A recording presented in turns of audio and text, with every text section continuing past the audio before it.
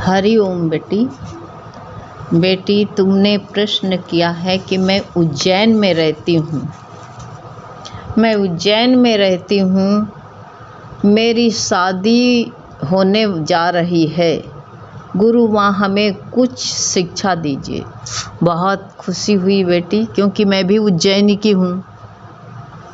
उज्जैन में रहती, मेरा भी मायका बुधवारिया हाट उज्जैन की मैं भी हूँ, लेकिन अब मेरा परिवार वहाँ कोई नहीं रह गया है। सब माँ मासी सब भगवान के प्यारे हो गए हैं। मासा भी, कोई भी, पिताजी भी, कोई नहीं रह गया है। तो बहुत अच्छा है कि तुम उज्जैन में रहती हो, महाकालेश्वर के दर्शन करती हो। बहुत अच्छा है बेटा। शादी होने जा रही है, अब बहुत अच्छा है बेटा। तुम्हारे नई जीवन की शुरुआत हो रही है। बेटियां कहते हैं बेटियों के जीवन में जन्म 2 बार होता है, एक माँ के घर और एक ससुराल में। माँ के घर का जीवन हॉस्टल की तरह होता है बेटा, जहाँ हमें कुछ सालों के बाद अपने घर में लौट आना होता है। हॉस्टल में पढ़ने वाली लड़कियां ये सब जानती हैं कि हम कहते हैं इंटर के बाद जाना है। सब इंजीनियर डॉक्टर सब जानते हैं कि पढ़ाई ख़त्म होते ही अपने घर जाना है। बेटा, ये भी तुम याद कर लो कि बेटा इसी तरह माँ का घर हॉस्टल से हम जो है घर जाते हैं अपने, जब यहाँ जाते हैं अपने पढ़ करके माँ के घर से हॉस्टल जाते हैं, तो अपने घर जाना है तो हॉस्टल की सुविधाएं माँ के पास नहीं मिलती है। टेबल पर खाना, धोबी कपड़े धो करके ले आता था। कोई ज़्यादा रोक टोक नहीं थी। बार बार कोई टोकता नहीं था। ऐसी ज़िंदगी जीने के बाद जब लड़की घर आती है तो उसे मुश्किल होती है। ये सब पहली सीढ़ी बता रही है, पहली सीढ़ी है ससुराल जाने की। अब जब कहते हैं बेटी जी, इसी तरह माँ के घर से जब तुम ससुराल जाओगी तो सब नया नया होगा। स्वभाव, संस्कार, खाना पीना, उठना बैठना, इन आदि बातें सब नए नए होंगे, सब कुछ। उस समय तुम्हें कहते हैं दिल तुम्हारा ये भी हो सकता है कि दिल घबराए, क्या करें, क्या सोचे, क्या सोच रहे थे, क्या मिला। ऐसे भी हो सकता है, क्योंकि बड़े बड़े अरमान होते हैं, मन मुताबिक नहीं होता है तो मन घबराता है, क्या मिला बेटा हैं। लेकिन कहते हैं धीरज से जीवन कहते हैं जीवन उलझने न पाए। जीवन का हर तागा जब तुम समस्या को सुलझाने को सोचोगे तो सब समस्या, कहते हैं जीवन का हर उलझा हुआ तागा सुलझ जाता है। धीरज से, धीरज बनाना ससुराल में उन्हें कहते ले करके, जो धीरज ले करके जाना ससुराल में जाना, तो धीरज ले करके जाना बेटा। दहेज न ले जाना, स्पट न ले जाना। और कहते हैं बीते क्षण अगर ये साथ ले जाओगे तो जीवन में कहते हैं दुख ही मिलेगा। ये सोच लो, ये गुरु का वचन ले करके जाना, धीरज ले करके जाना, सही मिलेगा। अगर जो है जब तुम बीते संस्कार स्वभाव अपना ले करके जाओगे अहंकार वाले, तो तुमको दुख ही मिलेगा। क्योंकि तुम कहते हैं तुम तुलना मत करो, किसी की तुलना करोगे तो भी तुमको जो है दुख मिलेगा। उसी में कहते हैं दुख होगा अगर तुलना करोगे पाछे के हम इतने खुशी में रहे हैं। लड़की उसी का नाम है जो जैसे माहौल में मिल जाए स्वीकार कर ले, अपने को उसी में ढाल ले, तो बिगड़े हुए को सुधार दे हैं। इसी में अक्लमंदी, होशियारी इसी में होती है, वही सबसे होशियार है। तो सुधरे हुए को सुधारना क्या बड़ी बात है? नहीं बात है। प्रेमी जो होते हैं, प्रेम करते हैं, उनसे प्रेम करना ये भी बड़ी बात नहीं है। पर जो प्यार ना करें, उल्टा चलें, प्यार के उल्टे चलें, उनको सुधारना, उनसे प्रेम करना बहुत बड़ी बात होती है। ये सोच लो। इसलिए कहते हैं कि तुम बताने कि वो तुम ऐसा पल रखो, वो बिचारे हुए पाछे वाले जीवन को मत रखो, बिल्कुल नहीं है। थोड़ी देर में कहते हैं अहंकार की पूर्ति होती है, लेकिन ये भरपूर प्यार अगर चाहती हो, मानती हो, तो कहते हैं ये सच्चा तुम कैसा परिचय देना कि तुम ज्ञानवान हो, तुम सुधरी हुई हो, सुलझी हुई हो, इसका विचार, इसका परिचय देना, न कि वहाँ तुम जा कर के कर्कश बनो। नहीं, अपने बिगड़े हुए को आशीर्वाद दो, होशियार दो, सुधारो। वही कहते तुम्हारा सच्चा प्रेम है। प्रेमी से प्रेम करना बहुत समझदारी नहीं है। जो प्यार ना करे उनसे प्रेम करना, प्यार करना, यही समझदारी है बेटा। ये सोच लो। तुम जा कर के तुम अपने ससुराल में अपना परिचय, महानता का परिचय देना है तुमको। तुम धरती हो, तुम सबको चलने दो।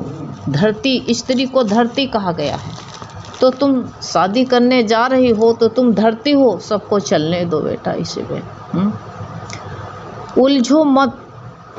तुम जनानी हो, जनानी के हिस्सा में दर्द ही होता है। अगर दर्द मिले तो ये कह देना मेरे हिस्से का दर्द, मेरे हिस्से में दर्द था। दर्द ही है, दर्द का नाम औरत है।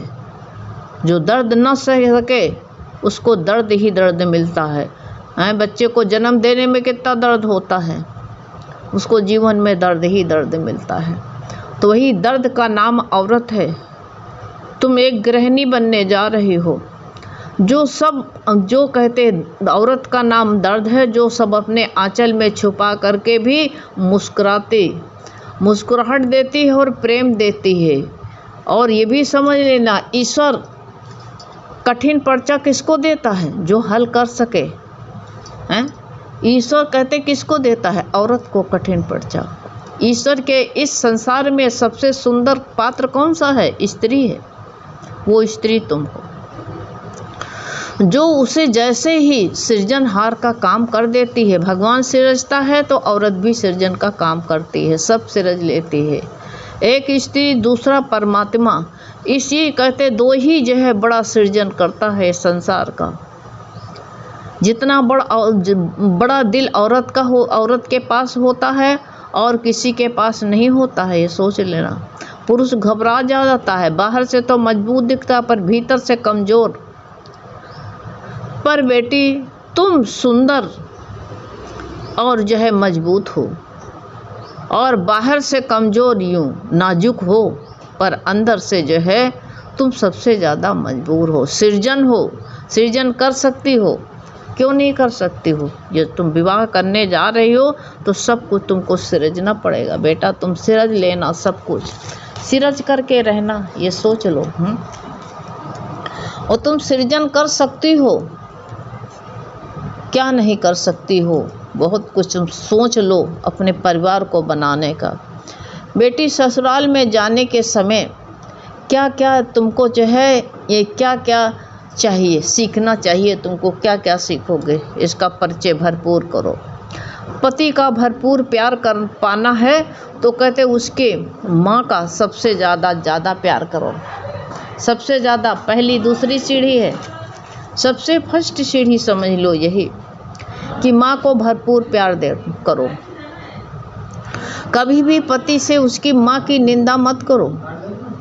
कभी भी बताओ ये मत बताना। माँ की कमी बताने बैठोगे तो उसको याद रखो कि वो जो है माँ की बुराई उसको बोलेगा तो कुछ नहीं, माँ की बुराई तुमको जो है बहुत खलेगी।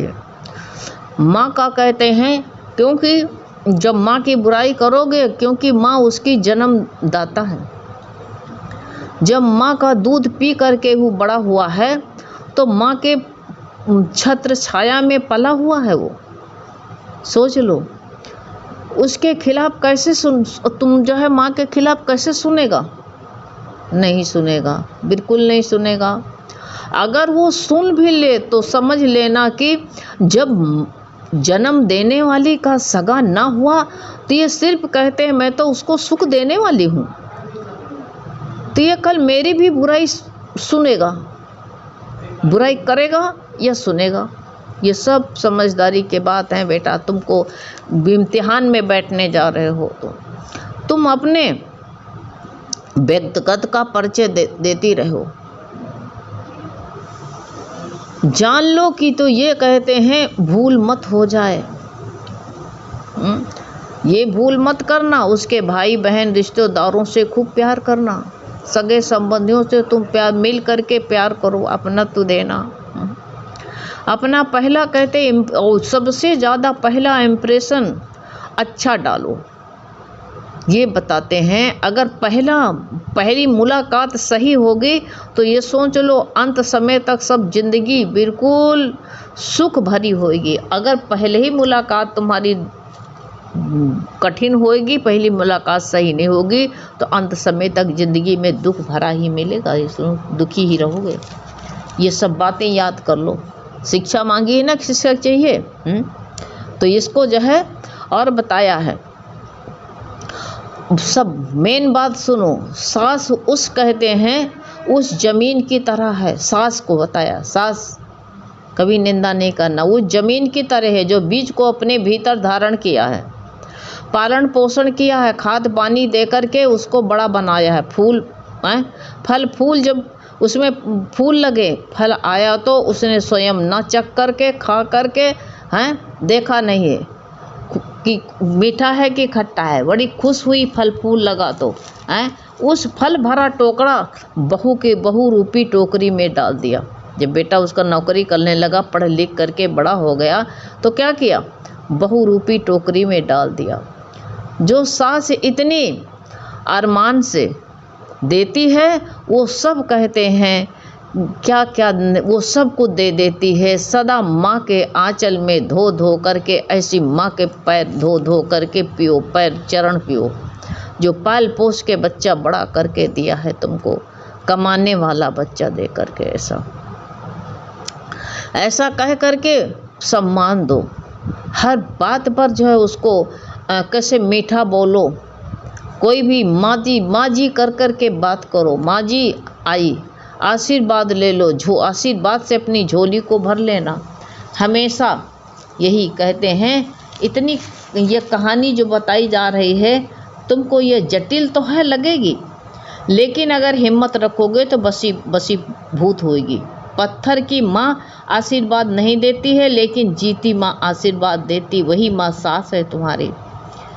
अहंकार की पूर्ति सदा ही, जो पूर्ति अहंकार से करता है सदा दुख मिलता है, जो आशीर्वाद लेता है तो सदा प्रेम ही देता है, प्रेम भरता है। तो प्रेम ही लेना, प्रेम ही देना। तुम कहते हैं सुहागन बनती हो, सहज में तुम्हें एक समय के बाद ये बात बताई जा रही, पर्दा भी डालता जा रहा है।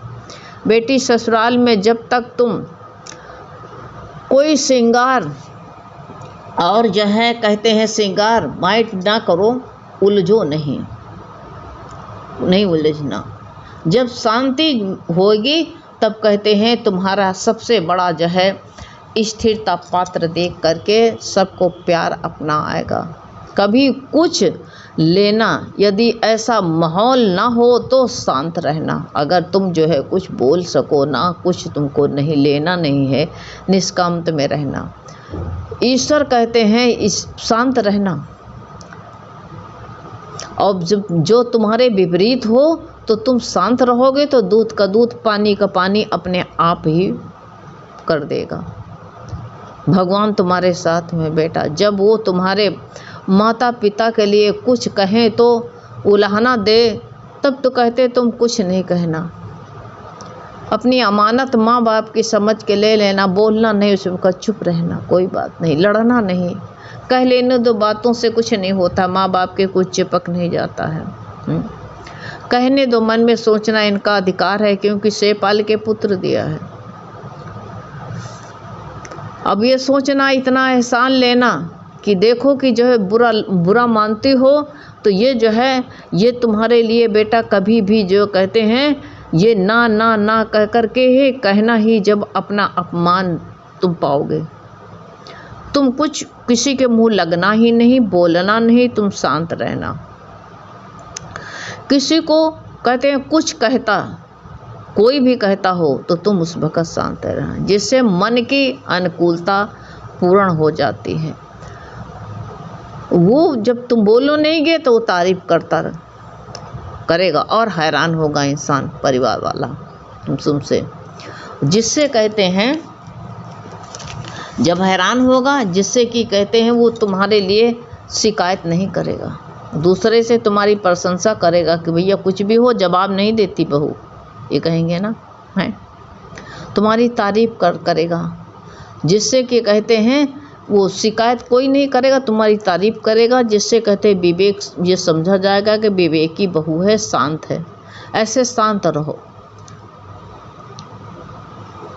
तो भी सब इससे ज़्यादा तुम्हारे कहते हैं जो तुमको जो शांत रहना, जो तुम्हारे लिए जो जेवर मिलता है, तुम्हारा जो है, तुम्हारी सास जो घर का कहते घर जायदाद का वो तुम्हारी जो है तुमको धरोहर तुम्हारी सास जो है तुमको देती है, सास ससुर, उसको ये कह देना कि माँ अपना अपने पास ही रखो, अभी तो हो तुम, हम क्या आपके पास में रहेगा तो कहीं चला जाएगा, आप मेरी माँ हो, आप संभाल के रख सकती हो।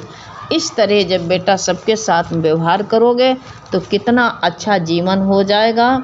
ससुराल में बेटा काम से कहते हैं सब काम करना, लेकिन प्रेम से करना, झुक कर के करना, तो ज़िंदगी बड़ी सफल हो जाएगी।